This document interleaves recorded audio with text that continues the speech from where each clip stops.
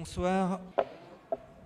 Je suis très heureux, et surtout l'école d'architecture est très heureuse d'accueillir l'agence Sami Architectos, une agence qui vient du Portugal, qui est installée à Setúbal, c'est au sud du Portugal.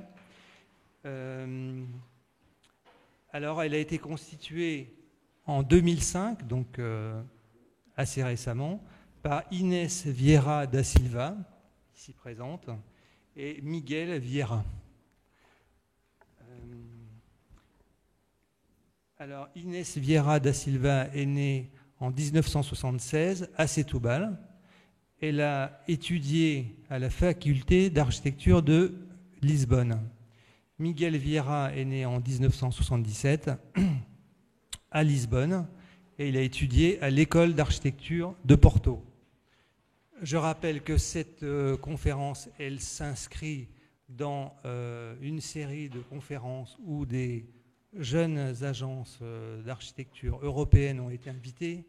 Donc il y a eu des Suisses, Danois, luxembourgeois, espagnols, et là on est donc au Portugal. Alors ils travaillent pour des commandes publiques et des commandes privées. Leur atelier est reconnu nationalement et internationalement. Ils ont été beaucoup publiés dans des revues françaises, espagnoles, coréennes, allemandes, et j'en passe. En 2007, ils ont été nominés au prix Miss Van der Rohe pour un projet sur l'île de Pico, donc, qui sera présenté. Ensuite, ils font partie aussi de l'Atlas Phaidon du XXIe siècle. Donc, ils ont un projet qui est publié. Ensuite, ils ont été invités à la 5e biennale Ibero-Americano. Voilà, donc, voilà. Et ils ont eu encore d'autres prix. Donc, je ne vais pas vous faire la liste de tout ce qu'ils ont reçu. Mais en tout cas, ce qu'il faut savoir, et ça c'est plutôt encourageant, c'est qu'ils sont à la fois très jeunes et puis en même temps, ils ont beaucoup d'énergie. Et puis, évidemment, leur travail est remarquable. Donc, je vais leur laisser la parole. La conférence est en français. Et voilà. Donc, Merci Dominique. Bonsoir à tous. Nous aimerions remercier à l'école d'architecture et en particulier Emmanuel Rombach et Dominique Coulon de nous avoir invités pour faire cette conférence. Nous allons vous présenter quelques travaux, 9 projets que nous avons développés depuis 4 ans, le début de notre agence. Alors, on va commencer par le centre d'accueil de la grotte des Tours, le projet dont Dominique a parlé, celui qui a été nommé pour le prix Miss Van der Rohe et qui a été en fait notre premier projet. C'était une commande publique et la construction s'était faite en 2005. Alors, l'île du Pico se place au milieu de l'océan Atlantique et c'est une île, c'est la 2e plus grande île des Açores et on voit la montagne et c'est un paysage très très très rural et aussi volcanique. Là on peut voir des petits volcans et celui-là c'est le volcan qui a donné origine à la grotte des Tours. Ce qu'on voit sur cette image, c'est ce qu'on appelle en anglais skylights. Alors, la traduction, c'est en termes techniques, on peut penser comme ça. Donc, c'est un grand trou dans le sol par où on rentre dans la grotte. Cette grotte est très importante parce qu'elle est très, très longue. Elle a 8 km de longueur et 17 mètres d'auteur. Et ce skylight fait comme un dôme naturel. C'est un endroit avec une ambiance très spéciale, très naturelle, où on a beaucoup de végétation, on a des grands arbres et les racines de ces arbres aident à soutenir le terrain. Alors ici, on voit l'auteur au début de la grotte et on voit en plan les deux skylights dont je vous parlais et le parcours de la grotte au sous-sol. Et ce que le client nous a demandé, c'était de protéger ces deux skylights parce qu'on voit ici que ces parois, les parois du skylight sont très très verticaux. Alors c'était un grand danger, soit pour les personnes, soit pour les animaux. Il fallait protéger les deux skylights et aussi construire un centre de visiteurs. Alors ce qu'on a pensé a été de construire un mur en pierre. Et ce mur existait déjà. Alors ici, on voit les limites de la parcelle qui n'ont pas été très importantes pour le projet, sauf cette partie-là qui existait déjà. Et donc, dans cette image, on voit le mur qui existait, tout petit. Donc, ce qu'on a fait, on l'a renforcé, on l'a agrandi. Et ce mur suit l'ondulation naturelle du terrain et il enlace enfin toute la végétation autour du skylight. Et pour fermer un peu ce mur en pierre, on a mis le bâtiment ici, comme en faisant la partie finale, le début du parcours de la visite à la grotte. Alors ici, on peut voir que le contexte est très rural. On n'a que des pâturages tout autour de ce bâtiment. On voit l'océan, on voit une autre île en face. Et on voit qu'on n'avait aucune référence. Et pour ça, on voulait bien que le bâtiment se raccrochait au skylight et qu'il ne s'imposait pas trop dans ce paysage très spécial. On avait aussi un autre problème, un problème de vandalisme, parce qu'il faut penser que les bâtiments comme ça, dans des endroits comme ça, ils ont des visiteurs que 3 mois par an. Alors il ne fallait pas faire un bâtiment très ouvert, où il y avait des points qu'il fallait faire attention, et la sécurité, c'était un point très important. Donc, on a pensé qu'il ne fallait pas faire des fenêtres ou des portes vers l'extérieur. Et donc, on a pensé d'utiliser une technique traditionnelle de l'île, qui c'est une technique qui utilise les pierres pour faire des murs de protection des figuiers, des arbres, des figues. Donc, ce sont des murs qui sont utilisés pour protéger les figuiers du vent et de la mer. Elles ont des grands trous pour laisser passer le vent. Alors, on a pensé utiliser cette technique. On avait des hommes qui savent encore comment le faire. Et toute la partie du bâtiment qui touche le mur, elle est ouverte comme ça pour faire l'éclairage du bâtiment. Alors ici, on voit bien le mur et le bâtiment. Et il y avait aussi un autre point très important pour nous, que c'était l'entrée du bâtiment, comment le faire, comment passer d'un paysage si immense comme celle que vous avez vue, et d'un coup, pour une porte, on rentre dans un bâtiment. C'était un moment très spécial et très important. Donc on a pensé à faire un petit patio qui faisait la transition entre l'extérieur et l'intérieur du bâtiment. Après, on avait la salle d'accueil, les salles de bain, les toilettes et un auditorium parce que tous les visiteurs font des visites avec un guide. Donc, le bâtiment, c'est un peu le début, fin de la visite. Après, les gens, ils descendent l'escalier, ils rentrent dans la grotte et quand ils reviennent, ils prennent de groupes peuvent faire la visite sans se croiser. Ici, on a une vue de l'entrée, du patio. Et ici, les deux portes, fenêtres à l'entrée. Et ici, on peut voir que c'était le moment où on a eu l'occasion de faire ou d'utiliser des matériaux ou un dessin un peu plus fin, un peu plus comme une filigrane, parce que tout le bâtiment était très, très, très peu cher. 200 000 euros, donc c'était pas cher du tout et on voulait bien le faire et pour le faire on savait qu'il fallait utiliser des techniques très très simples, donc on a fait tout le bâtiment en béton, on a fait le mur en pierre en utilisant la technique traditionnelle et donc c'était sur les portes qu'on a voulu faire quelque chose un peu plus différent, un peu plus délicat. Et on a utilisé des barres en aluminium pour résoudre le problème de l'eau, mais on a utilisé des portails de garage très, très, très normaux et des menuiseries aussi préfabriquées, ce que n'est pas très habituel au Portugal. On le dessine beaucoup. Alors, ici, c'est la salle d'accueil, le couloir et l'auditorium. Les photos ont été prises avant que le mobilier est arrivé. Et ici, on voit les coupes du bâtiment. Et c'est pour vous montrer qu'on a fait comme un lit de béton sur le terrain.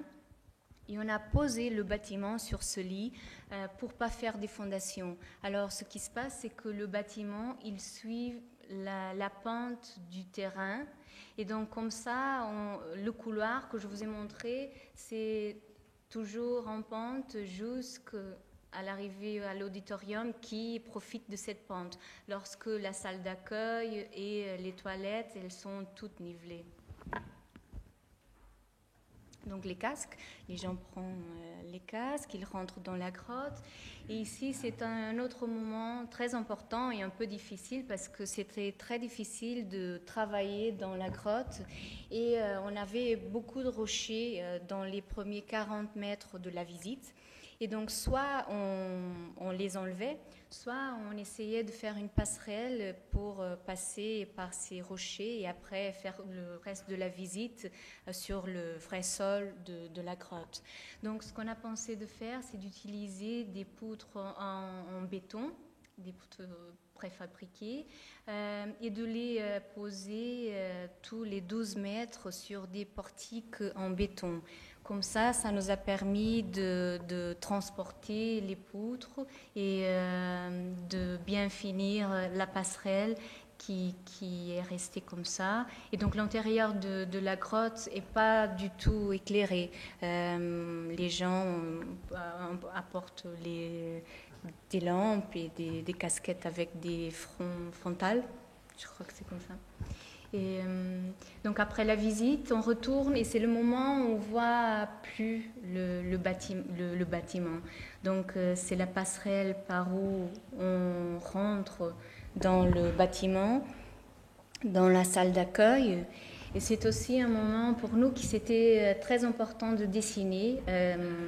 Je vous ai parlé de l'entrée du bâtiment, le patio, mais ici c'était important aussi quand on venait de la grotte de ne pas avoir une façade. Enfin, on venait de l'intérieur d'une grotte, quelque chose de très très naturel. Donc on voulait que l'échelle c'était plutôt de porte que de façade de bâtiment. Alors c'est pour ça qu'on a fait le dessin de la dalle avec le mur et la passerelle qui retourne à la salle d'accueil où on revoit le mur avec la technique traditionnelle. Ici, une photo avec le mobilier. Et ici, on peut voir un peu l'effet le soir du mur qui fait l'éclairage du bâtiment.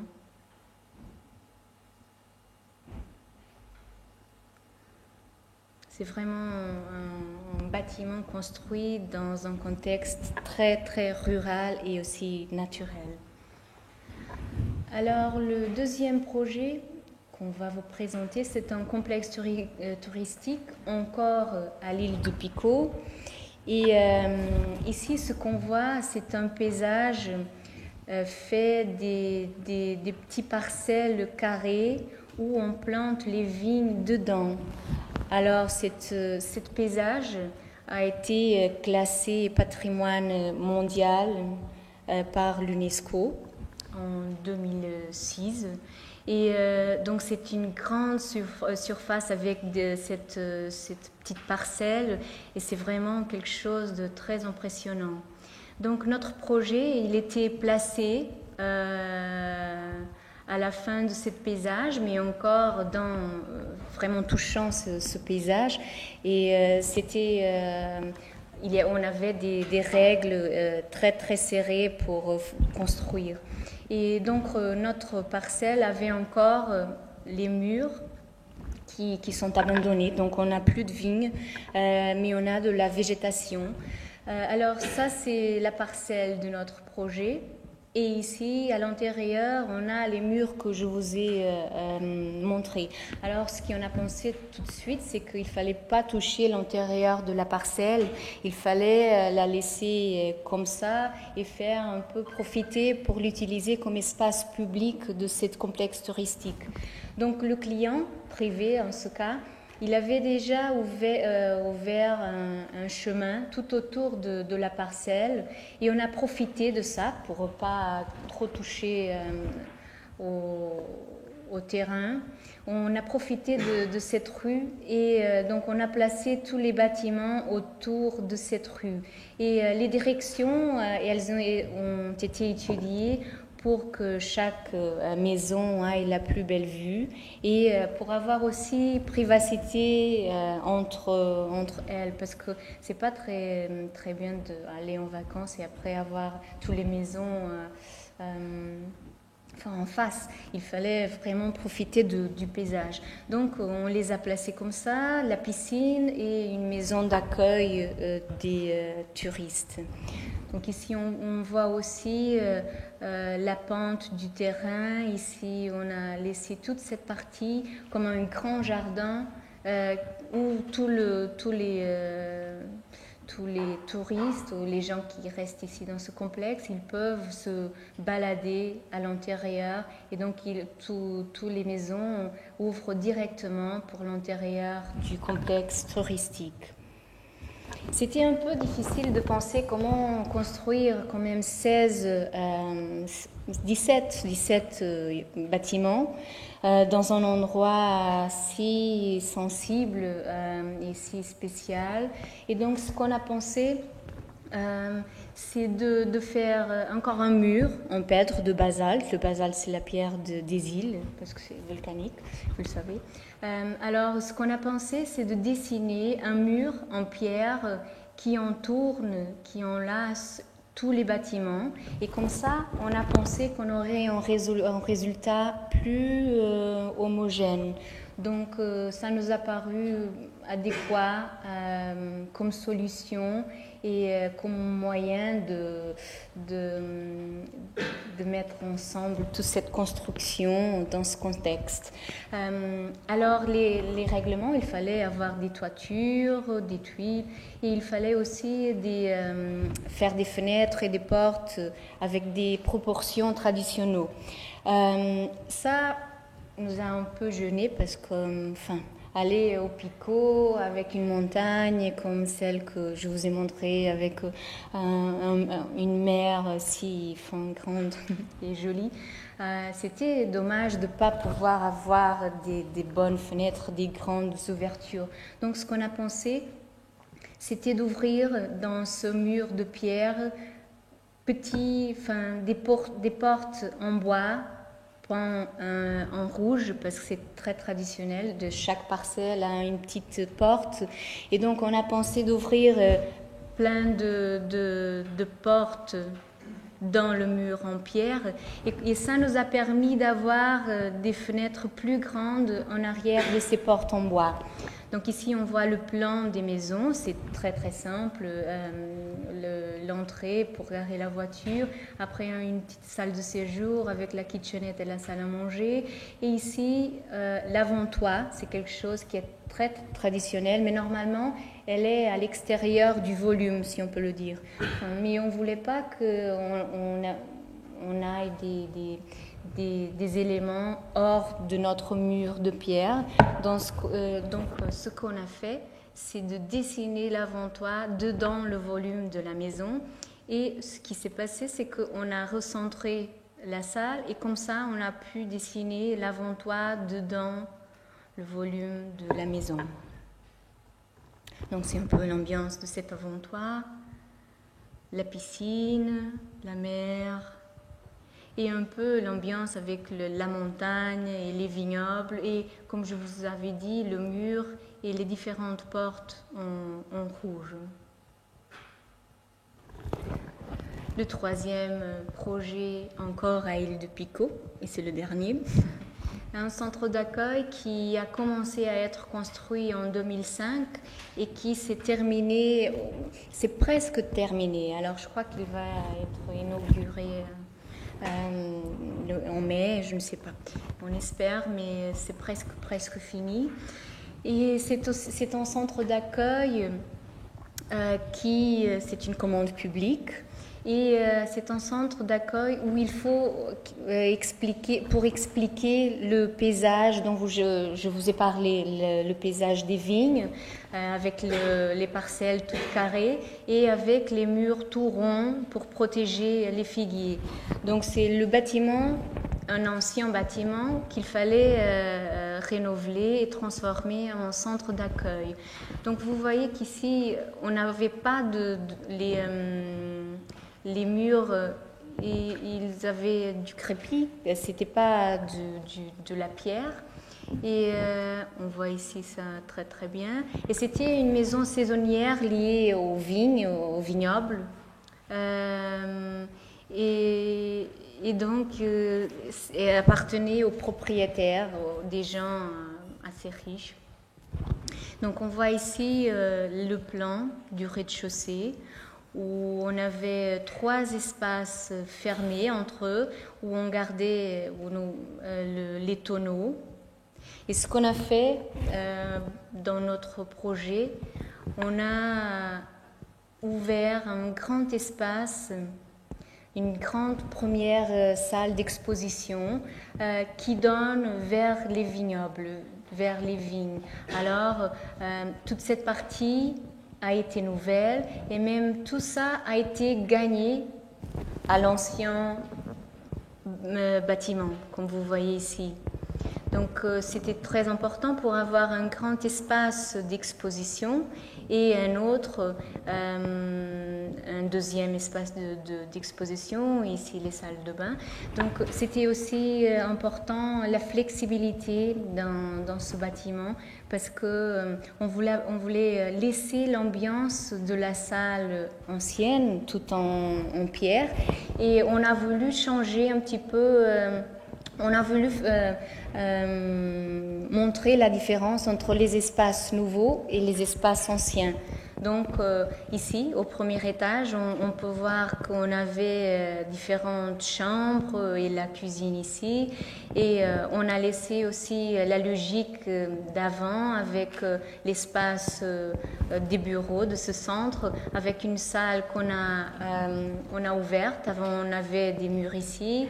On l'a ouvert pour qu'elle soit une salle de réunion, mais aussi un petit bar pendant l'été. Et ici, la petite cuisine pour les gens qui travaillent ici pendant toute l'année, mais aussi pour le bar pendant l'été. Donc la flexibilité du programme, c'est quelque chose de très très important.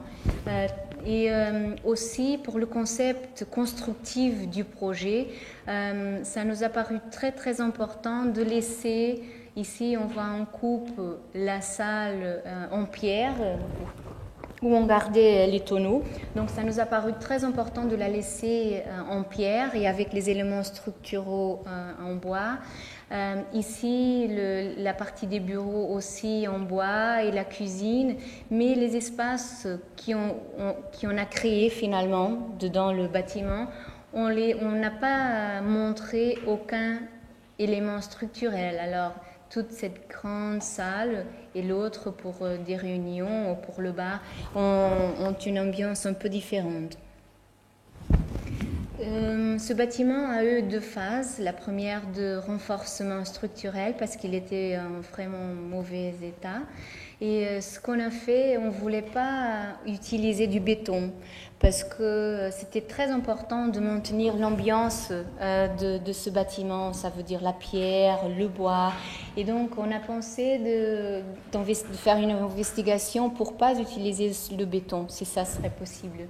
Et donc, ce qu'on a fait, on a renforcé tous les pierres qui n'avaient aucune argamase, on peut le dire, non, Enfin, elles étaient sèches, on le dit en portugais. C'était que les pierres. Et donc, on a utilisé ici des produits liquides dans les murs pour les renforcer. Et on a laissé quelques éléments en bois ancien qui étaient bons et on a remplacé quelques-uns. Et aussi, on a mis quelques éléments métalliques pour aider à renforcer le bâtiment. Donc ici, on voit les éléments qui aident à faire la liaison entre le bois et la pierre, les murs de pierre. Et ici, on voit soit l'élément en bois avec l'élément métallique et aussi cet élément métallique qui aide à renforcer les murs. Ici, dans la partie où on a ouvert le plus grand espace, on a remplacé les murs en pierre par des, on dirait, anneaux en métal. Et donc, ça nous a permis d'ouvrir un grand espace jusqu'au paysage qu'on voulait, qui entrait dans le bâtiment. Ici, c'est juste pour vous raconter une petite histoire. Il fallait que le bâtiment ne soit pas en pierre, parce que finalement, les gens il n'y a pas de chaux dans les îles, donc les gens qui avaient plus d'argent, ils pouvaient utiliser du chaux et peindre ces bâtiments en blanc.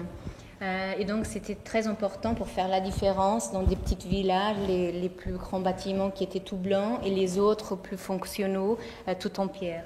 Alors, ce qui s'est passé pour notre logique constructive, c'était très important d'avoir le bâtiment tout crépi. Mais ce qui s'est passé, on a eu une petite manifestation, pas très grande finalement, mais ce qui s'est passé, c'est que dans cette partie, comme on a des réglementations qui obligent les gens à construire en pierre, enfin les gens qui construisent des nouvelles maisons, pour que ça soit un peu homogène et un peu équilibré pour maintenir la classification de patrimoine mondial, finalement ils ne comprenaient pas pourquoi on ne le laissait pas en pierre et ils ne voulaient pas savoir des logiques constructives. Alors on a bien expliqué notre point de vue, mais finalement il a fallu tout enlever. Et donc au lieu d'être blanc comme avant, il est resté en pierre. Donc pour vous peut-être c'est un peu un petit village tout en pierre avec les portes rouges comme le projet avant, mais c'était quelque chose de difficile à digérer. Donc on voit ici l'image du bâtiment. Avant, on avait seulement des portes en bois au niveau du rez-de-chaussée parce que ce n'était pas la maison, c'était la partie fonctionnelle avec les tonneaux. Et au niveau du premier étage, on avait l'habitation où les gens passaient les 3 mois de l'été. Donc le détail des portes et des fenêtres, c'était aussi très important parce qu'on a maintenu les portes en bois, mais il a fallu les faire avec un autre détail pour que on avait l'ambiance ancienne du bâtiment, mais aussi des menuiseries et de la lumière qui éclaire naturellement le bâtiment en maintenant aussi des portes en bois. L'entrée du centre d'accueil, un petit patio, donc on voit que c'est pas encore terminé. Et ça, c'est la partie, le bout du grand espace qu'on a créé dedans le bâtiment et que c'est tout en verre et qui donne sur les vignobles et qu'on voulait comme logique qui se dessinait comme un balcon et qui n'avait pas de porte ou de fenêtre, qui était comme un volume. Donc on l'a fait tout en verre, noir. Et à l'intérieur, on a la vue de la montagne et on a les vignes. et les petites parcelles carrées. On a comme si c'était une coupe sur le terrain.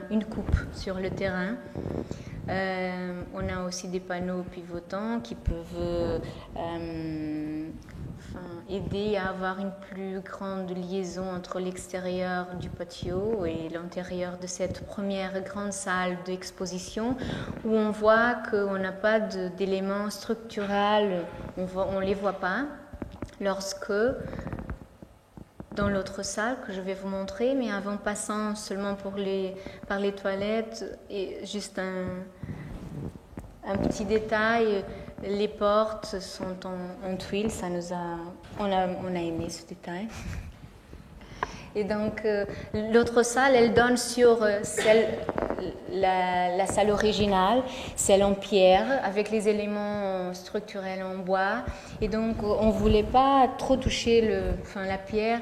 Donc, on a pensé aux panneaux qui peuvent aussi pivoter et faire des expositions, soit dans cette position, soit comme si c'était une grande surface pour l'exposition. Donc, la flexibilité dont je vous ai parlé, c'est quelque chose vraiment de très important dans ces bâtiments.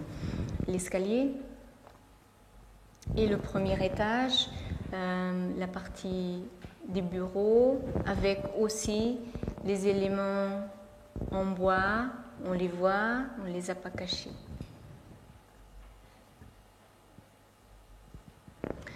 Alors, un centre d'accueil, il paraît qu'on fait que des centres d'accueil, mais je crois que ça finit ici, les centres d'accueil. Et pas aux Açores, c'est à Cascais, tout près de Lisbonne. Et c'est un concours qu'on a fait. En fait, c'était notre premier concours. On n'a pas fait beaucoup de concours, je crois qu'on a fait que celui-là.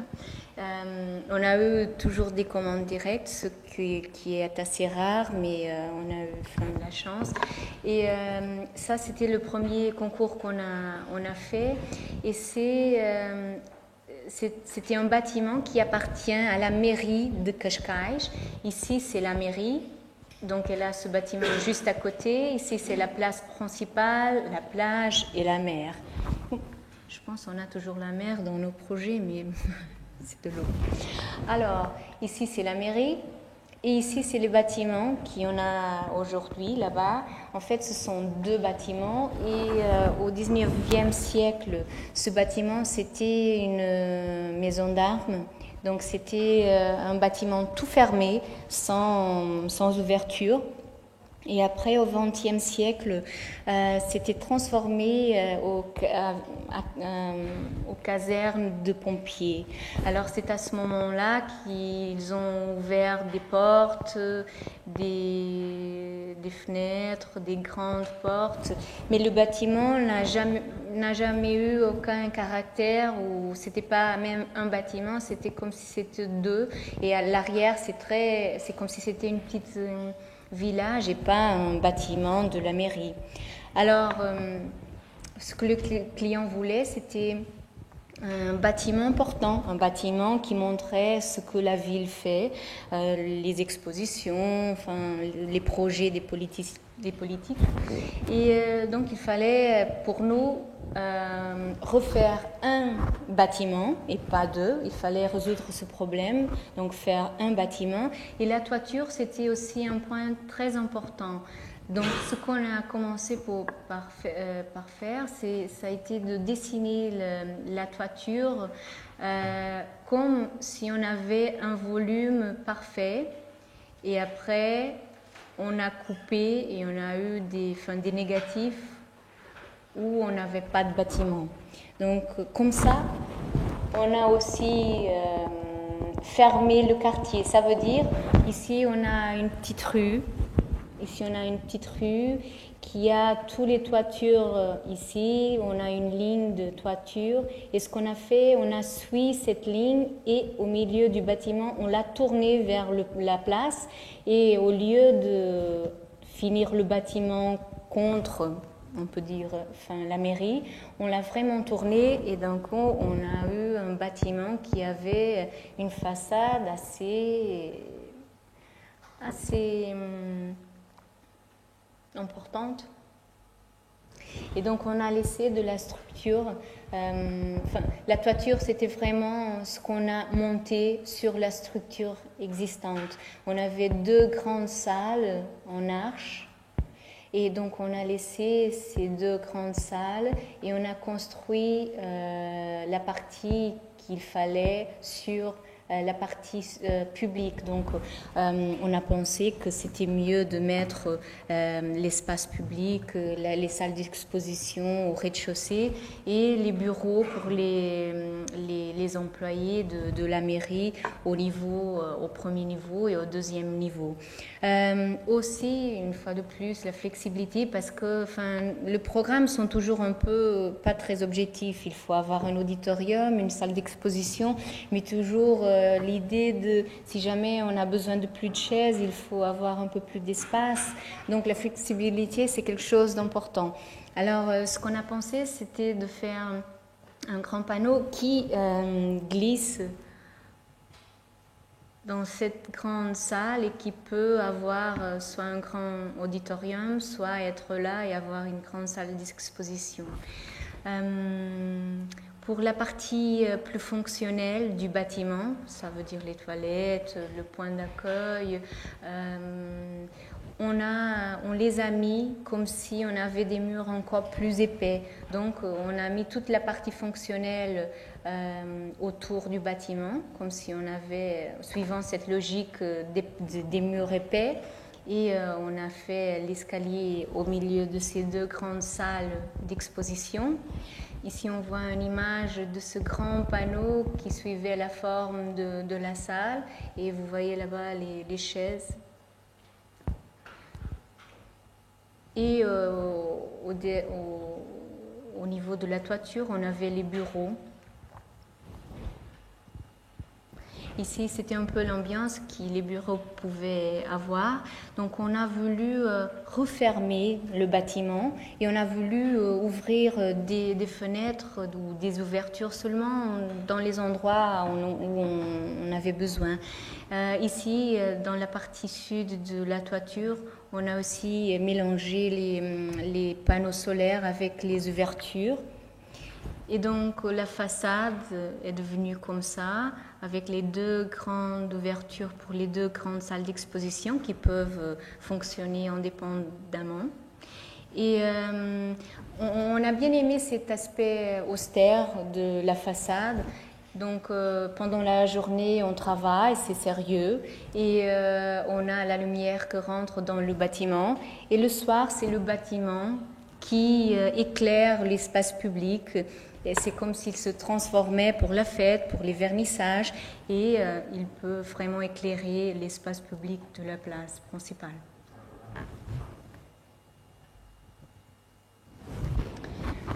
Ici, un appartement, alors une maison à Setúbal. Setúbal, c'est tout près de Lisbonne, c'est une ville au bord de la mer, je me rends compte maintenant.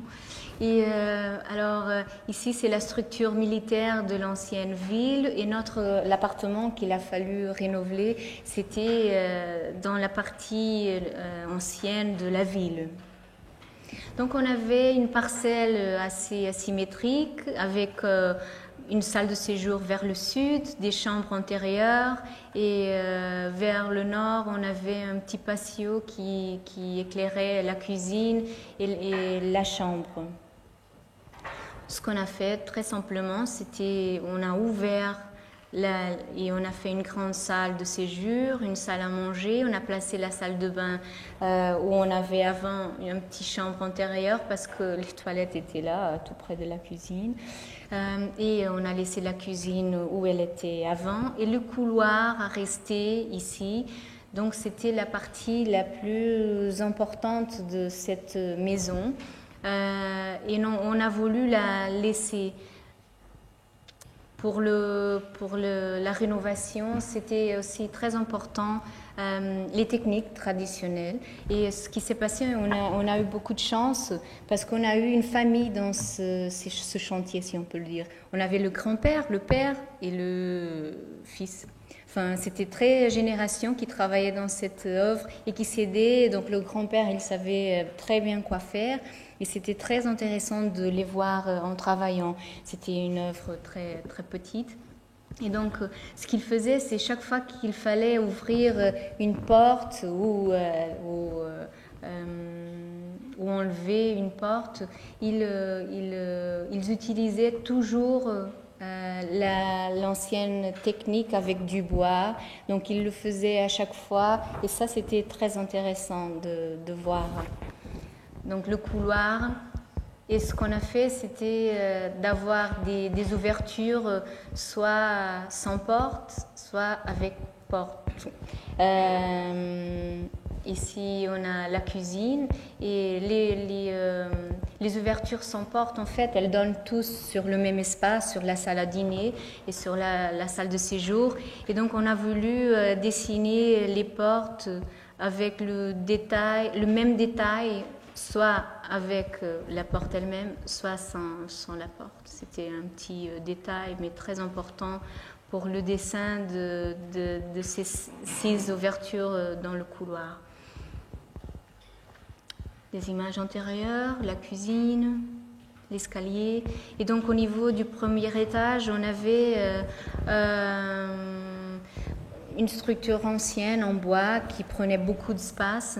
Et ce qu'on a fait, on a enlevé tout le bois et en fait on a eu un grand espace tout libre qui a été éclairé par cette fenêtre. Et on a voulu laisser toute la logique traditionnelle. On a laissé la toiture comme elle était. Enfin, on a mis la structure métallique, mais elle fonctionne comme avant. Donc, on voulait aussi une petite terrasse, mais on ne voulait pas des terrasses, des problèmes d'isolement, d'imperméabilisation. Alors, ce qu'on a fait, c'est on a mis un petit deck sur la toiture existante et ça nous a permis de laisser la logique structurelle et même tous les os, tout ça se passe normalement et on a gagné un petit terrasse en bois. Ici, c'est une vue de l'intérieur. Le bureau au premier étage, la salle de bain. Et ici, on voit la terrasse dehors, en bois, qui permet qu'on s'allonge un petit peu dehors, en voyant la mer et un petit peu la montagne. Là a été notre première expérience à l'étranger. Donc, c'était un projet en Pologne. Et c'était intéressant parce qu'en fait, il avait un triangle parce qu'on travaillait avec un autre architecte qui était en Londres et les clients étaient en Pologne et nous au Portugal. Ce que les clients voulaient, c'était un réaménagement et extension d'une petite maison qui était dans un quartier traditionnel à Elbląg. Et donc on peut voir ici dans cette image le genre de maisons jumelées qui ont trouvé dans tout le quartier. Et là c'est plutôt l'original et tout ce genre d'extensions qui ont été faites pendant le temps pour améliorer l'original. Donc notre maison c'était celle-là. Et pour les clients, c'était important de refaire un peu l'image originale. Donc, c'était un des données du projet. Et l'autre, c'est de faire une extension qui c'était presque la même dimension de l'original. Donc, on aurait doublé la surface du bâtiment. Et donc, on a vraiment proposé, on a continué cette idée de retourner à l'image originale qui nous a bien aimé parce que c'était simple et fort de point de vue formal. Donc, on a proposé cette répétition et cette rotation du module originel en essayant de répondre à des problèmes fonctionnels et aussi formels de ce projet. Donc, on cherchait un espace continu vers un jardin qui était à l'arrière de la parcelle. Mais en même temps, le client disait qu'il voulait l'espace pour garer des voitures parce qu'en fait, il achetait et vendu des voitures et il y a très grand problème de vol dans ce parti de la Pologne. Donc il voulait garer le plus numéro possible de voitures dans sa parcelle. Et donc on a proposé une espèce de garage passante. Donc on peut imaginer que les voitures passent sur la garage et ils se garent ici à l'arrière de la parcelle, mais en même temps, elles n'empêchent pas d'utiliser l'espace social, extérieur de la maison. Donc on essaie ici d'avoir ces deux fonctions plus techniques et plus sociales. Avec cette rotation, on a trouvé que c'était possible. C'est un espace très, très petit. L'original avait, je ne sais pas, 50 mètres carrés. Et là, c'est le premier étage. On voit qu'il y a l'espace seulement pour 2 chambres, une suite et une autre chambre. Et donc, notre proposition, c'était en fait une mémoire, presque une célébration de cette simplicité de l'originel. En essayant avec cette rotation de le renforcer et de lui donner une nouvelle image, mais en même temps en respectant l'originel. Et là, on voit qu'il y était tout un travail de détail, de la façon de faire cette rotation, la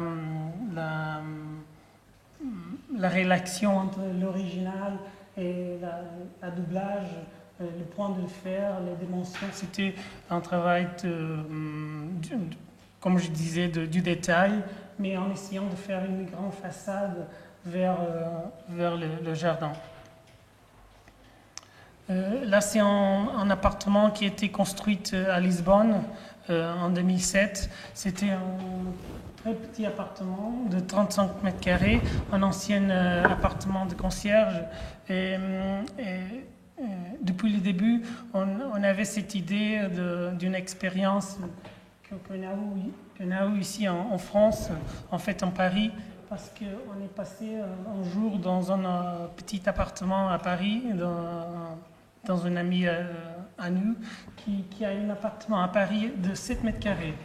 Et donc, ce qui était intéressant dans cet appartement, presque une pièce, c'est qu'on a une salle de séjour de 7 mètres carrés, on a une cuisine de 7 mètres carrés, on a une chambre de 7 mètres carrés et aussi une salle de bain de 7 mètres carrés.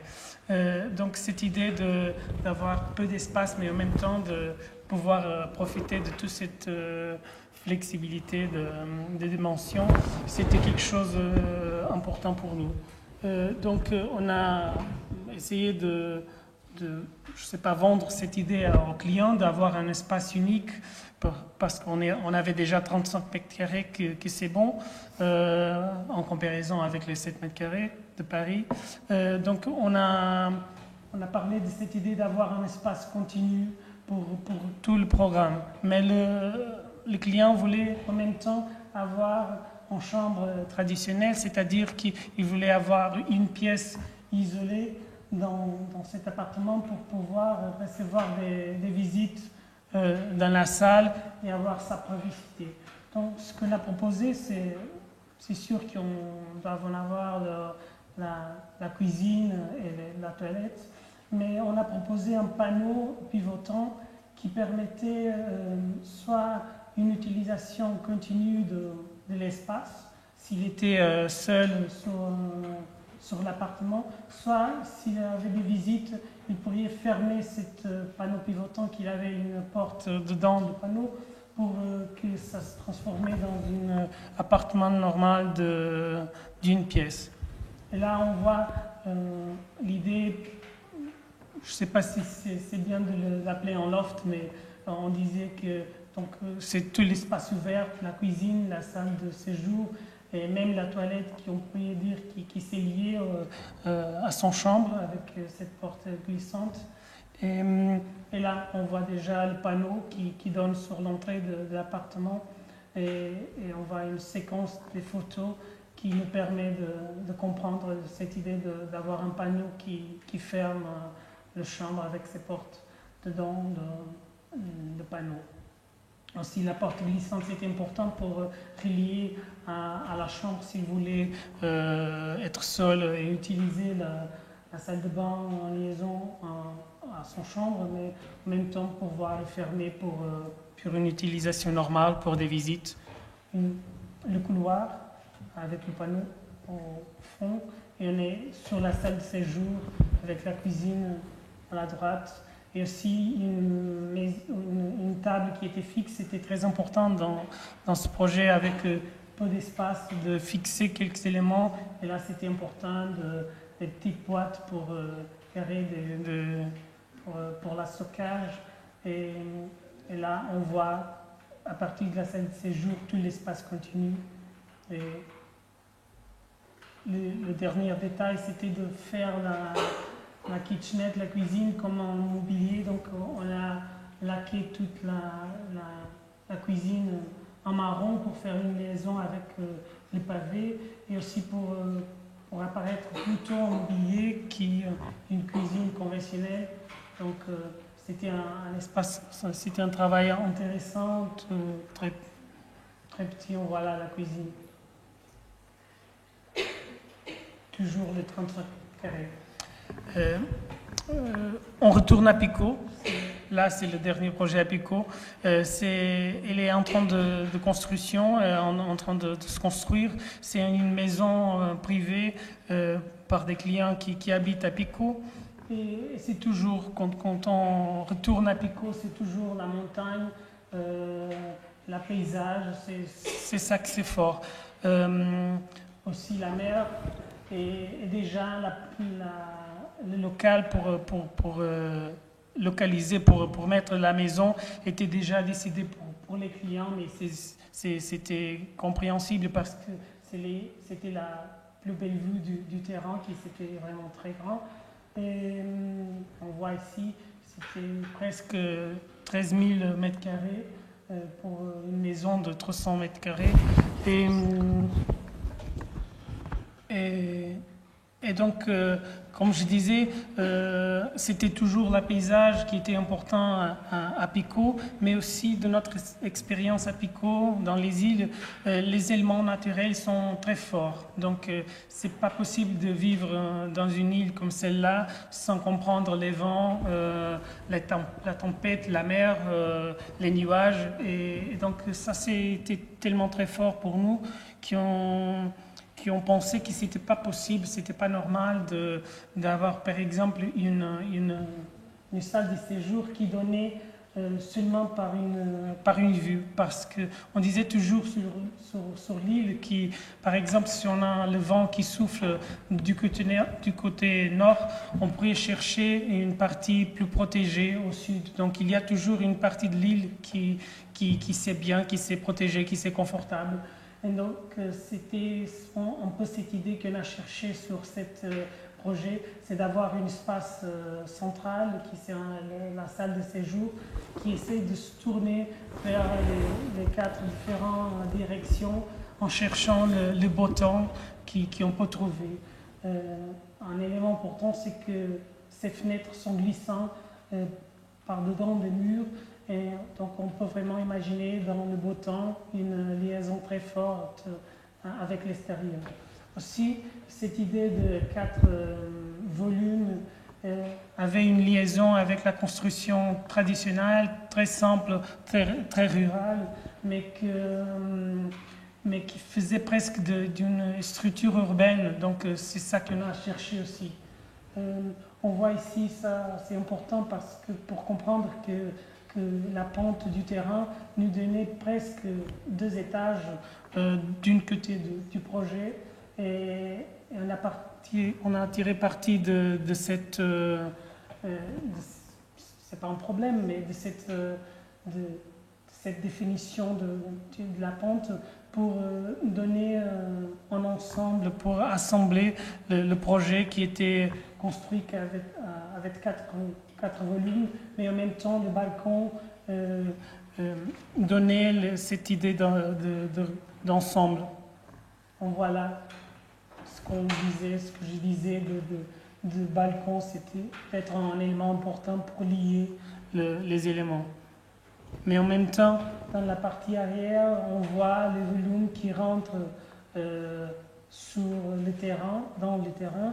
Et donc le projet, c'était un investissement de traiter, de dessiner cette relation entre quelque chose qui c'est en même temps une maison, donc c'est seulement un bâtiment, et en même temps il est composé des 4 différents volumes. Et donc il y a un traitement de toiture qui essaye d'une forme délicate, à la fois nous montrer l'objet comme quelque chose qui est... Un autre détail qui c'était important pour cette histoire, c'était que les clients voulaient quelque chose préfabriqué. Donc, ils disaient qu'ils ne voulaient pas de travailler avec des entreprises locaux. Et donc, c'était important qu'on trouverait une solution pour le projet qui ne passait pas pour des solutions traditionnelles. Donc, ça, c'était notre réponse, cette solution d'acier légère, pour arriver à des solutions techniques plus confortables, plus fiables que celles de la construction traditionnelle. On voit ici, on vous montre cette image pour comprendre l'entourage que le projet n'est pas encore fini. Donc on comprend déjà qu'est-ce qu'on voulait avec l'espace intérieur. C'est un mix intérieur et extérieur. Donc, on est dans un espace intérieur, mais il y a les grandes ouvertures. Et on avait fait un photomontage qui nous montre un autre détail qui c'était important depuis le début, qui c'est le client voulait une maison en bois. Et on a pensé que c'était quelque chose trop légère pour ce territoire qui s'est fait de pierre, et c'est très fort, très imposant. Et donc on a décidé de prendre le bois en noir pour répondre à ce que les clients voulaient, mais en même temps pour avoir une liaison avec les territoires. Donc c'est quelque chose qu'on a bien aimé, cette liaison entre quelque chose de léger, et qu'en même temps, si on le voit à distance, on espère qu'il peut sembler qu'une autre chose, qui peut-être c'est plus complexe qu'une réponse ou en pierre ou en bois. Là, on est sur la salle à manger et on regarde les volumes et cette idée de mix entre intérieur et extérieur. Là, c'est l'entrée. On voit l'importance de ces petits balcons comme élément de liaison entre les différents volumes. Aussi, les fenêtres qui glissent entre les murs et aussi le traitement de la toiture avec les détails qui ne sont pas faciles à comprendre dans ce photomontage, mais on espère qu'il va se tourner plus visible dans le projet final. Mais là, on voit à la fois la liaison entre les volumes et les volumes qui sont séparés. Et bon, j'imagine que vous avez déjà entendu parler de ces projets de Ordos Saint, mais on était là aussi. Donc on va vous présenter ce dernier projet qui c'est notre expérience en Chine. On essayait de faire une petite explication de notre projet, mais peut-être vous le connaissez déjà. C'était une incroyable invitation pour faire un projet au milieu du désert à la Mongolie antérieure en Chine. Et il avait gens de 27 pays différents qui faisaient le même projet en même temps pour le même lieu. Donc cette partie très fondamentale du projet, c'était une invitation qui venait de Jacques Herzog et de Pierre Vigneron, mais aussi d'un artiste appelé Ai Weiwei qui travaillait avec eux dans ce grand projet des stadiums olympiques de Pékin.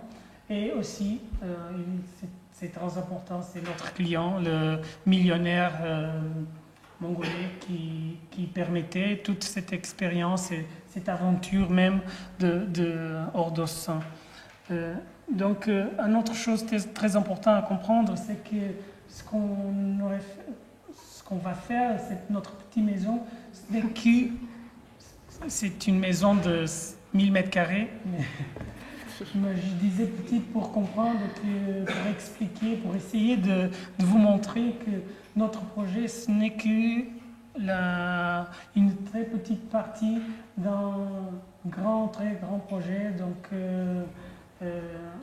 c'est ça qui change la Chine, tous ces projets qui sont vraiment d'une dimension qu'on n'a pas ici en Europe. Donc ça c'est l'ensemble des 100 maisons, mais on voit ici ce qu'ils cherchent pour une nouvelle ville dans le désert. Et ça c'est l'autre chose très importante, c'est qu'on a visité l'espace, le terrain, et il était en désert, mais on sait déjà que quand toutes les maisons seront construites, ça serait complètement différent. Ça serait un quartier, quelque chose de tellement différent que c'est pas facile pour nous de nous lier à un terrain qui c'est complètement en transformation. Donc là, ce sont les architectes qui vont transformer ce désert. Et on n'imagine pas comment déserte depuis toutes les interventions. Donc, on voit dans une deuxième visite l'ensemble.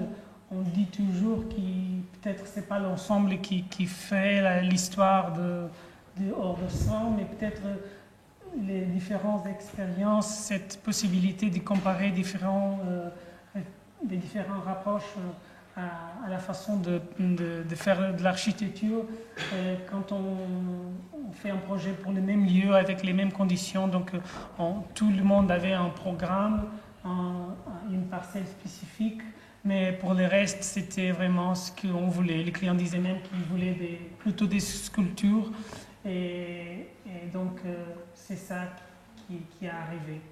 Donc on était vraiment intéressés, on cherchait quelques réponses fortes qui répondent à tous ces problèmes de ne pas avoir un contexte, de chercher quelques propositions fortes. Et on a suivi une ligne infinie et continue qui nous permettait de dessiner toute la maison. Or, soit son image à l'extérieur, soit son division à l'intérieur. Et ça, c'était quelque chose qu'on a vraiment cherché depuis le début. C'est cette idée, cette liaison entre ce qui est le dessin de l'habitation à l'intérieur et son image à l'extérieur. Donc ça, je retourne seulement pour vous montrer, parce que je n'aurai pas la chance de vous montrer après, c'est la proximité des voisins. Donc ça c'était pour une maison pour des millionnaires, mais on est vraiment très proche de notre voisin. Donc c'était aussi quelque chose de très important pour nous, ce manque de privacité. Et on peut voir comme si on cherchait une image très forte pour le concept de ce projet, on aime bien aussi cet aspect plus austère, plus simple de l'image de la maison vue de l'extérieur. Donc là c'est le plan, on voit cette ligne paroi, cette ligne mur infinie qui dessine toute la maison. Et ce qu'on a cherché aussi pour ce projet, je vous ai parlé de cette idée de privacité. Et ce qui nous permettait, cette ligne et ce résultat de projet, c'était d'avoir des ouvertures, des fenêtres qui ne donnaient pas sur les voisins, sur l'extérieur, mais qui donnaient sur le bâtiment lui-même. Donc c'est cette idée de pouvoir avoir de la lumière et des liaisons avec les bâtiments et pas seulement avec l'extérieur. Et là, c'est l'image de l'intérieur en essayant de trouver toujours la ligne qui dessine le projet. Aussi, cette recherche de pas avoir trop de détails. On ne sait pas encore qu'est-ce qui se va passer en termes de détails. On ne sait pas comment on va contrôler tout ce projet, comme on est habitué à le faire dans nos projets chez nous.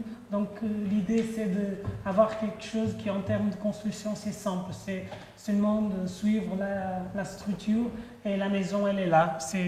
Il n'y a pas d'autre chose que la structure qui c'est les murs et les ouvertures. Il y a seulement une recherche de hiérarchie entre les ouvertures pour essayer de trouver le chemin entre les différents espaces. On voit ici, c'est l'entrée, une petite ouverture qui donne sur la partie plus privée parce qu'on doit répondre au programme et avoir une grande salle de séjour, mais en même temps une petite salle de séjour, une grande salle à manger, une petite salle à manger. Même pour la cuisine, on avait une Western style kitchen, c'est-à-dire une cuisine plutôt pour des visites et une cuisine plutôt fonctionnelle. Donc il y avait tout ce programme et ce qu'on a essayé, c'est de faire l'hiérarchie des parcours, même en avant un espace continu au niveau du premier étage, du rez-de-chaussée, et la piscine intérieure qui nous ont demandé aussi un espace de jeu, mais toujours la ligne qui est présente et les simples ouvertures. Et là, l'espace central, qui c'est très important pour donner la lumière pour cet espace très concentré. Il y avait une densité de construction très grande parce que je vous avais dit qu'il c'est 1000 mètres carrés de construction sur un carré qui doit être respecté. Donc la lumière, cet patio couvert au milieu de la maison, c'était quelque chose de très important pour donner de la lumière, du confort à la maison, mais aussi d'une façon très simple. Là, c'est la piscine intérieure et on voit bien qu'est-ce qu'on voulait dire quand on disait que les ouvertures donnaient sur le bâtiment lui-même. Donc c'est ça, on peut choisir de nous tourner vers notre propre bâtiment pour trouver la privacité et ce luxe de la privacité dans ce contexte-là.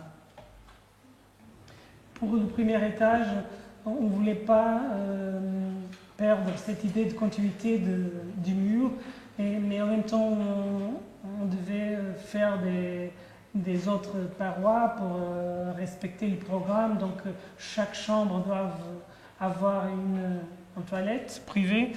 Donc, ce qu'on a proposé, c'est des mobiliers fixes qui essaient de résoudre ce problème avec les toilettes et la douche dans ce mobilier. Et en même temps faire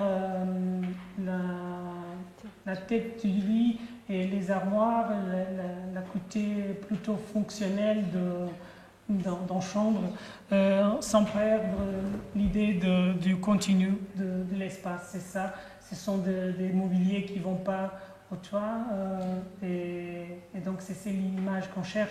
On peut regarder que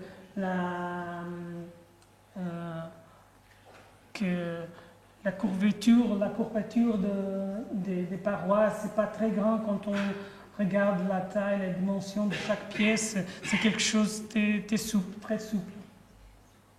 Même au sous-sol, on a toujours maintenu cette idée de structure, ligne. C'est toujours la même chose. Et là, on voit l'image extérieure, comme je vous avais dit, plus austère. Aussi un autre détail, toujours on cherche des détails qui renforcent notre projet, qui nous aident à lui tourner,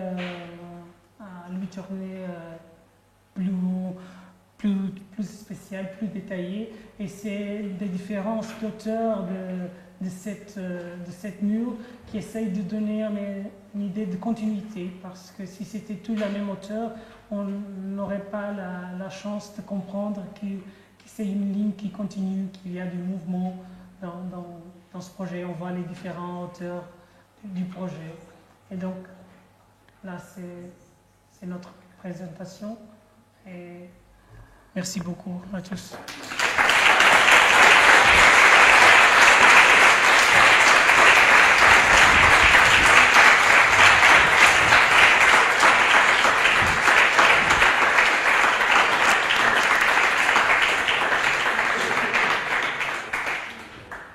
Je ne sais pas si vous avez des questions. Si vous êtes trop fatigué, il y avait de la fête dehors. Je ne sais pas si vous êtes très fatigué pour poser des questions.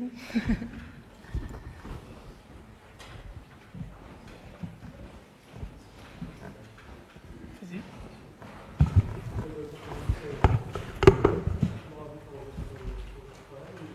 première question, c'est Merci. est-ce que c'est aussi simple pour tous les architectes au Portugal d'une trentaine d'années c'est talentueux facile de commencer parce qu'en France, c'est les domaines de droit, j'ai l'impression qu'ils ont rarement confiance Aux aux architectes. jeunes architectes. Donc est-ce que c'est plus monnaie courante au Portugal ou est-ce que vous, je sais pas. Ok, merci d'abord. Et c'est vrai que on a de la chance de pouvoir commencer à construire dès très tôt. Parce que normal, c'est quand on termine, on a toujours un cousin, un oncle, quelqu'un qui veut faire sa maison ou même réaménager un appartement. Et donc, c'est assez simple de commencer. Le plus difficile, c'est de continuer parce que c'est pas du tout facile, c'est pas un métier facile. Mais c'est vrai que c'est plus facile pour nous de commencer, oui. Mais c'est pas comme ça pour tous les architectes au Portugal. Mais comment ça s'est passé par exemple pour votre premier projet? Ce qui s'est passé, c'est que notre premier projet a été la grotte, le centre d'accueil de la grotte. Et d'un coup, on a beaucoup publié le bâtiment dans différentes revues internationaux. On n'a rien fait pour ça. C'était vraiment... ça s'est passé complètement sans notre contrôle. Et donc, on a été nommé pour le prix, pour plusieurs prix. Et c'est tourné... Enfin, on ne sait pas trop expliquer. C'était vraiment notre premier projet à faciliter, parce qu'après, les publications sont pas, on n'a pas eu trop de travail à cause de ça, mais elles sont très importantes pour les clients quand ils arrivent, quand ils veulent qu'on travaille. C'est très important pour les assurer. Donc les publications, ça marche un peu comme ça. Elles ne nous donnent pas des travaux, mais les clients, les gens se sont assurés quand ces architectes ont un travail qui apparaît dans des revues. J'ai bien compris la question aussi en termes de notre premier bâtiment, la Grotte et Tour. On faisait partie d'un atelier, d'un bureau qui travaillait sur Pico, sur le paysage qui était patrimoine mondial. Donc on était les architectes qui travaillaient là-bas et le gouvernement était besoin d'un projet et on était là et ils nous ont donné le projet pour faire, mais dans un contexte de bureau gouvernemental. Vous comprenez? Donc, c'était pas une commande pour un atelier. On était les architectes qui travaillaient dans l'île de Pico et qui ont fait le projet comme si on est dans une mairie et on fait un projet pour une mairie. Je pense que le mérite, c'était d'essayer de faire le projet d'une façon, comme on avait dit, pas chère. On a cherché un concept qui tout le monde a compris et donc ça nous a donné des bonnes choses, mais en fait c'est quelque chose de simple, c'était de faire un bâtiment pour le gouvernement et c'était ça qu'on a commencé, mais comme Inès avait dit, c'était très important de commencer pour un bâtiment qui était construit et qui était assez publié. J'ai une deuxième question. Ah bon? C'est, je crois que vous avez travaillé aussi en France avant de... Et c'était, vous pouvez nous parler un peu des différences au niveau de la pratique du métier au Portugal et en France. Je pense par exemple à tout l'aspect technique, parce que les images qui nous viennent des constructions des architectes portugais, on a toujours des espaces très purs, très propres. Et en France, on a énormément de contraintes. On a de sécurité incendie, accessibilité handicapée. Il y a beaucoup d'organes techniques qui se rajoutent un peu partout. Et au Portugal, c'est souvent très, très propre. Donc, est-ce qu'il y a une grande différence au niveau des contraintes réglementaires? Et puis au niveau de l'environnement, est-ce qu'il y a le métier aussi évolue beaucoup en ce moment au Portugal? Est-ce que c'est des contraintes qui se rajoutent Qu'est-ce que? par rapport à la consommation énergétique des bâtiments et à la qualité environnementale des bâtiments? Oui, en termes de réglementation, ça de plus en plus arrive. C'est vrai qu'on n'a pas la réglementation que vous avez ici en France, mais c'est sûr qu'il y en a. C'est surtout le côté détail qu'on a plus de flexibilité. Il y a encore cette opportunité, il y a des gens qui le savent faire, donc c'est plutôt le côté des détails. Mais en termes de réglementation, tout ça arrive. Ce que vous avez vu, ce sont des bâtiments très petits, donc il y a des exceptions quand on travaille sur un espace qui est déjà existant, donc il y a une préexistence, mais tout ça existe. En termes de questions énergiques, par exemple, ce projet-là de la maison, c'est, je ne sais pas si vous avez la classification de A à D, donc ça c'est une classification A+, donc c'est le meilleur qu'on peut avoir, mais pour nous c'est pas quelque chose qui c'est... on pense à ça toujours, mais ça c'est pas un thème pour notre projet. Donc c'est la même chose qu'avoir la partie électrique. En autre part, on sait déjà que c'est nécessaire d'avoir des consciences des problèmes énergiques. Et donc ça apparaît, vous l'avez vu sur le projet de Cascais, qu'il y avait déjà les solutions de mettre dans le projet les panneaux solaires. Donc tout ça c'est présent, mais pas comme quelque chose qui c'est le plus important du projet, mais comme quelque chose qui c'est naturel, on doit avoir la conscience. Donc on ne fait pas une grande fête sur ça, c'est normal. Mais il y a cette conscience et ça apparaît beaucoup plus aujourd'hui qu'avant.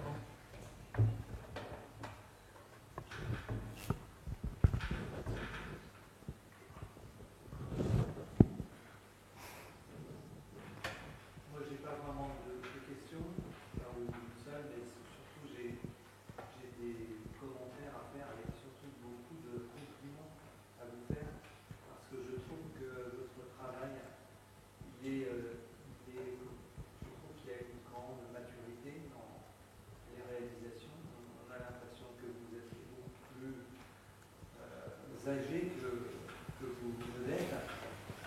Il y a parfois des attitudes modestes qui font penser à quelqu'un qui forcément ne ressent pas la nécessité de se montrer ou de se valoriser excessivement. Et ensuite, il y a d'autres projets plus libres. Et je trouve que dans l'ensemble, on a le sentiment que les projets que vous avez présentés sont finalement assez petits, pas certains. Et en même temps, il y a toujours ce soin apporté. Il y a par exemple cette presque magie que vous avez mis en place là, sur ces tout petits appartements qui semblent une fois réalisés très vastes. Donc il y a une sorte de transformation qui produit un espace, une générosité. Puis il y a cette précision extrême dans la façon de dessiner les choses qui, à mon avis, évidemment fabrique l'espace aussi. Et donc, je trouve ça remarquable parce que avec des petits projets, vous arrivez à vous montrer finalement de grandes choses. Et alors, la question, c'est, vous avez donc pour étudiants différents, quelqu'un qui est auprès de Lisbonne, on nous raconte souvent, enfin, à nous Français, qu'il y a une sorte d'opposition entre ces deux villes, d'opposition de culture, même dans les écoles d'architecture. Et alors, puisque vous travaillez ensemble, qu'est-ce qui fait que, est-ce que c'est du coup une addition et ça produit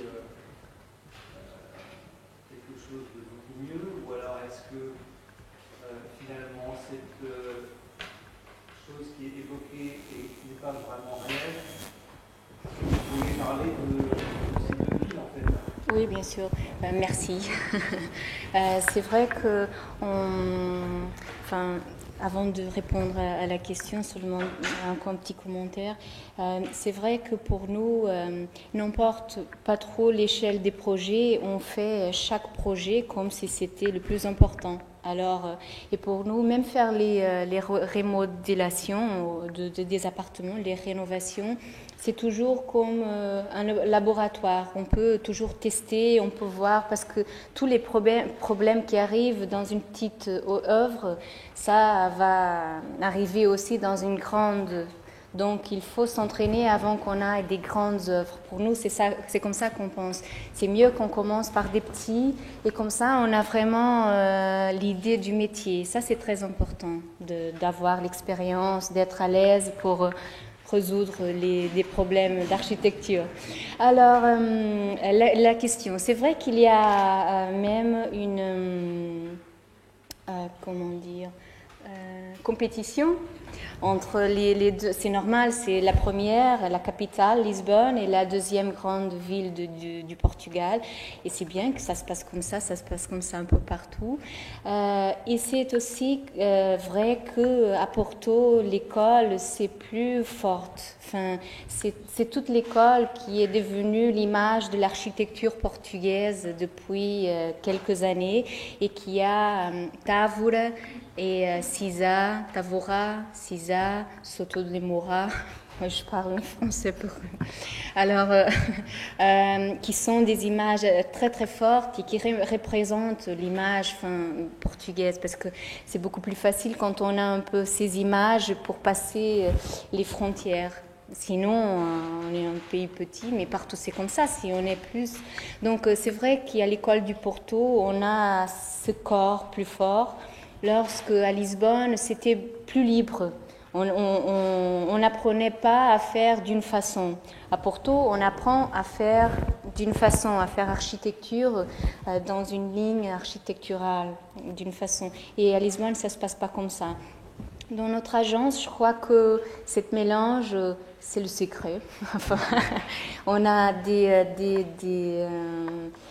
formations différentes. Finalement, on a fait une an à La Villette, à Paris. C'est là où on s'est connus. Mais ce n'était pas si important pour notre formation, en fait. Mais on sent beaucoup la différence entre Lisbonne et Porto. Lisbonne, c'est plus libre, et à Porto, c'est vraiment plus le détail, résoudre les problèmes, être en vrai comme un artisan d'architecture. Il faut tout dessiner. Et donc, on a ce mélange de concepts et de réalisation, que peut-être c'est ça qui donne la maturité dont vous parlez, et qu'on remercie. Et c'est un peu de savoir résoudre, de savoir construire depuis le début. On l'apprend comme ça. C'est important de savoir comment la porte fonctionne, comment l'eau fonctionne, quels sont les problèmes. Et c'est pour ça que j'ai commencé pour dire que dans un appartement, quand il faut résoudre une porte, c'est le même problème qu'on aura quand on fera un musée ou un centre plus grand. Ce sont les mêmes, finalement, si on ne pense pas au concept, tous les problèmes d'architecture sont pareils aux différentes échelles. Tu veux dire quelque chose sur Lisbonne pour tout? Non.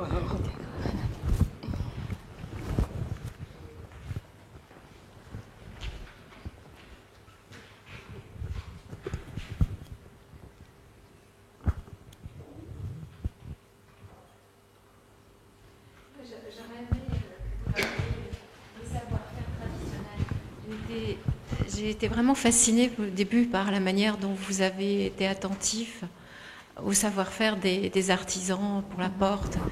Est-ce que c'est quelque chose qui a été dû à un problème financier, ou est-ce que c'était vraiment par respect et parce que vous aviez à apprendre quelque chose, vous pensiez que vous alliez réinterpréter, ou voilà. Et est-ce que vous pensez que vous l'avez gardé? Parce qu'au fond, est-ce que vous pensez que c'est quelque chose de toujours important maintenant? Si par exemple vous travaillez à Ordos, où vous êtes beaucoup plus libre. Est-ce que vous aurez le même attention à des savoir-faire, ce que font souvent les jeunes architectes chinois qu'on a vus à la Cité du Patrimoine, qui sont très attentifs au savoir-faire traditionnel? En Chine, ce qu'on a fait, on ne savait pas les techniques traditionnelles.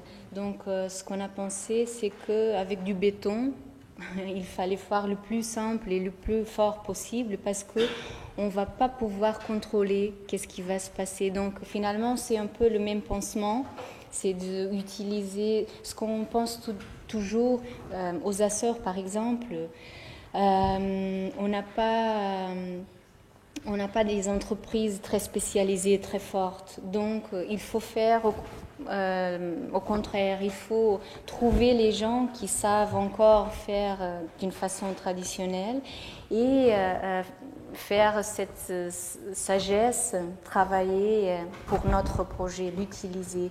Ça, c'est aussi quelque chose, d'abord, dans notre formation, surtout à Porto, de toujours la lecture du territoire, le genius loci, enfin, de s'apercevoir de la topographie, des références construites, les références du territoire. Ça, c'est très important et c'est extensible aussi pour les techniques traditionnelles, si on peut les utiliser, comment le faire, toujours les réinterprétant.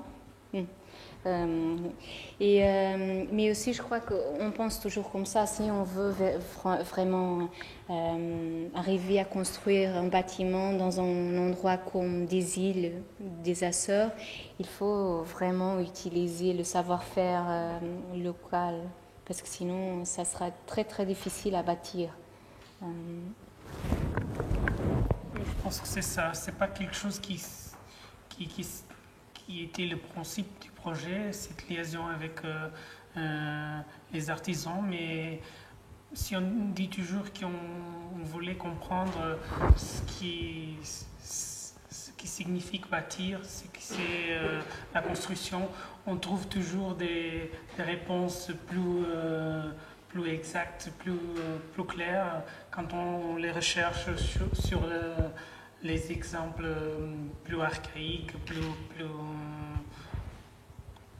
anciens. Donc c'est de cette façon-là que les techniques traditionnelles nous intéressent, mais pas comme quelque chose qui est toujours présent, mais comme élément de compréhension du territoire, comme information privilégiée. Parce qu'en fait, ce qui se passe quand on trouve un espace comme celui-là où les artisans se présentent, c'est quelque chose on est privilégié parce que dans les autres endroits, on ne le trouve pas, donc c'est tout pareil, on le construit, on pourrait dire que c'est la même chose à Strasbourg ou à Porto ou à Lisbonne parce que ce sont des entreprises toutes faites de la même façon, donc si on a la chance d'avoir cette information, peut-être on va la chercher, mais ce n'est pas quelque chose qui c'est le principal une fois de plus. C'est toujours l'ensemble de cette petite information qui nous donne le projet.